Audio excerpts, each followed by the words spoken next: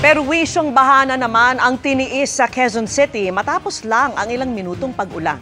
Nakatutok live si Maris Umali. Maris. Vicky, humupa na ang baha dito sa may Maria Clara Street at Araneta Avenue dito sa Quezon City. Pero kanina ay umabot hanggang tuhod ang baha kahit na panandalian lang na bumuhos ang napakalakas na ulan. Alas 4 ng hapon simulang bumuhos ang napakalakas na ulan sa ilang bahagi ng Quezon City. Ayon sa Pag-asa, thunderstorm ang sanhi nito.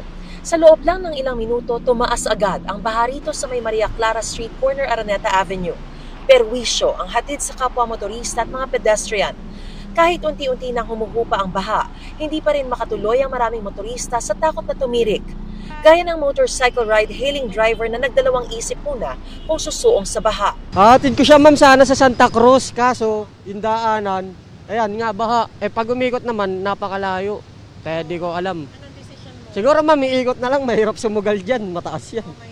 Oo ma'am, masisira yung motor ko. Huwag na lang po kasi mataas po yung baha po eh. Pero di gaya nila, may mga naglakas loob na lumusong sa baha gaya ng ambulansyang ito at ng mga motoristang ito.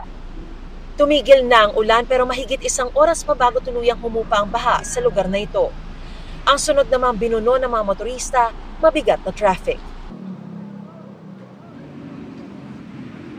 Vicky, narito ako ngayon sa may panulukan ng Araneta Avenue at ang Maria Clara Street at hanggang sa mga sandaling ito ay mabigat pa rin ang daloy ng mga sasakyan o yung mabagal yung usad ng mga sasakyan. Mabigat ang daloy ng trapiko dahil kumakapal palalo yung volume ng mga sasakyan. Dito sa may Maria Clara Street ay aabot hanggang mga 500 meters yung haba ng traffic, habang dito naman sa may Araneta Avenue ay mahigit 1 kilometro ang haba ng traffic. So yan muna ang latest na sitwasyon mula pa rin dito sa may Araneta Avenue sa Quezon City. Balik sa inyo, Vicky.